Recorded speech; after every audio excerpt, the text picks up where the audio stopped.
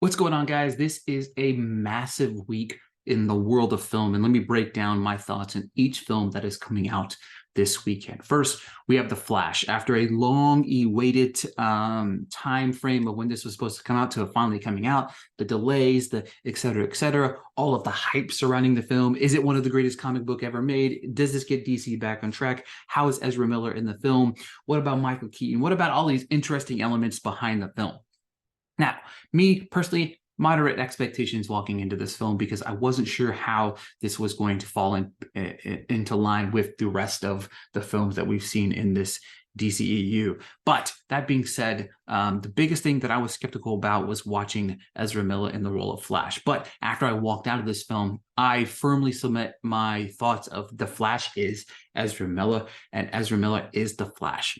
Miller simply blew me away with their work in how they were able to really get personal with the role. You could even see some reflections of Miller's off the screen antics, that you could see that there was a struggle in this battle of being who we want to be or who we are, and obstacles that were placed in front of us, and the things that we do ourselves that might be stupid that we're trying to overcome and try to become better individuals. The film's not without its faults, as the CGI is very problematic.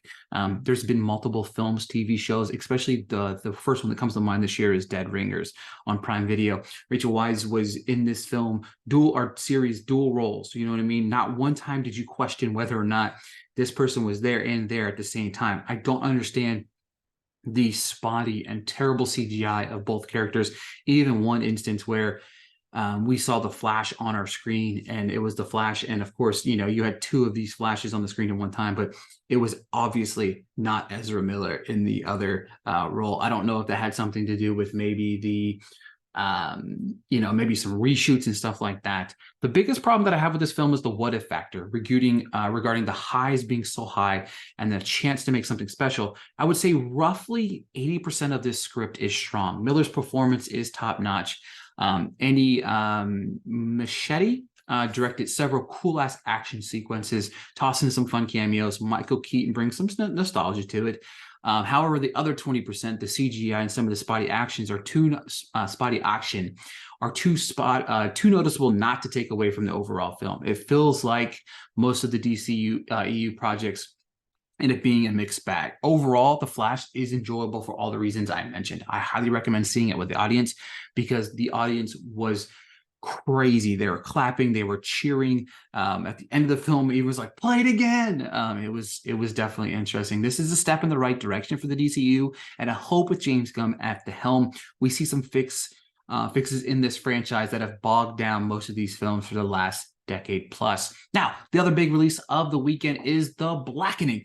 And from go, this movie knew exactly what it wanted to be, right? It was self-aware horror comedy that refuses to take itself seriously, which is much of a delight to me, as it will be for the audiences. As a result, writers Tracy Oliver and Dwayne Perkins make light of all the funny tropes that involve Black characters in horror movies, from the horrible decision-making of splitting up to who would be the first Black person to die. You can't help but laugh at every turn. One of the things that I did love about this film were the kills. The uniqueness of the kills with the people that had no clue how to kill people was a nice little touch. Most of the time in a horror movie, you see people that like, oh, out of nowhere, they're like John Wick now. You know what I mean? Like, but this, several kills that accidentally happened, and it was beautiful. The entire ensemble cast did a great job of taking this funny script and bringing it to life. Sneaky Walls, who also slayed in White Man Can't Jump, continues to impress me with their work.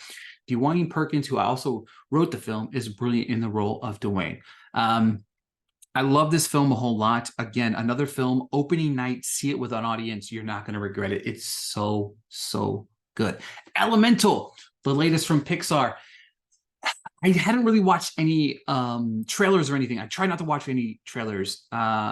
And to me, I was struggling. Pixar's hit and miss over and over again. But when they get it right, they get it right, obviously. The last one I really loved was Turning Red. Thought it was brilliant. This one, I really feel like we explored something that we never really have with before, and Pixar really got back to the roots of what makes them successful, and that's honest, heartfelt storytelling that is equal parts funny and then, of course, thought-provoking at the same time. That being said, when you watch this film, you are getting Pixar's real first dive into the world of romantic comedies, and I loved every minute. We have this beautiful foundation of this relationship between two people who aren't quote unquote supposed to be together in Ember and Wade, and how they fall in love regardless of how hard they try not to. It's such a beautifully written story highlighting that we can't help who we love no matter what they look like. Leah Lewis and Mamadou Athie, who play Ember and Wade, are magnificent in these roles. They bring this love story to life in a believable, sweet, and heartfelt way. I would love to see these the exploration of these characters in future films with these two helming that exact thing. When you watch Pixar films, you expect groundbreaking visuals. Elemental is no different. It's such a visual spectacle that the animation team deserves such a massive amount of credit for the different elements, pun intended, that they brought to the table with this unique approach. Several sequences within this film just left me in awe. Believe more of the hype that it's great, because to me, this is top tier Pixar, one of my favorite Pixar films to date. It's probably would rank in the top 5 personally of my personal rankings of Pixar films. So I would highly recommend checking this out. The last big release of the weekend is Extraction 2. Okay, I'll be honest with you guys, Extraction 1 was not something that was like my jam. It just wasn't. It was just something that I wasn't always a fan of. I didn't love the first film. I thought it was a bit on the weaker side of things. And heading into this, I was cautiously optimistic, but I'll be honest with you, this is a certified banger. And Sam Hargrave is direction. It was like one big flex after one big flex. There's this prison breakout scene, which is one of the most absurd, crazy, wildly shot prison breakout sequences that I've seen like ever. It was just magnificent. Like it's just an incredibly shot action film that has some stylistic approach to it that is beyond any expectation that I had for this film. Chris Hemsworth continues to real show that he's a bona fide superstar. At the end of this film, you are just in awe. Like, this is just nonstop action. Very solid story. This had a lot better story. The first one I felt like had a story, but it tried to force the story down your throat. Instead, this one had more elements. Joe Russo, who wrote the film, kind of brought a more honest, relaxed approach to this, and in a heartfelt way that actually had stakes and stuff like that. So I was very thrilled with that. Overall, Extraction 2, one of the better action films of this decade. If you like the first one, you'll love the second one. If you were in the middle of the pack on the first one, check out the second one. It's light years better. I mean, like, completely different wavelengths of films for me. I loved it quite a bit. So that being said, Elemental, Extraction 2, The Blackening, The Flash. We are in a middle of a summer feast of great films, of course, with the other ones that are already in theaters. If you check out any of these films this weekend, let me know. I would love to hear your thoughts.